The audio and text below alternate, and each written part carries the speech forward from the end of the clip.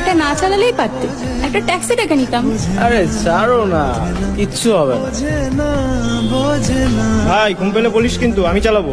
আরে হ্যাঁ হ্যাঁ ঠিক আছে। ড্রাইভ করার সময় কেন ফোনে কথা বলছিস বাবু?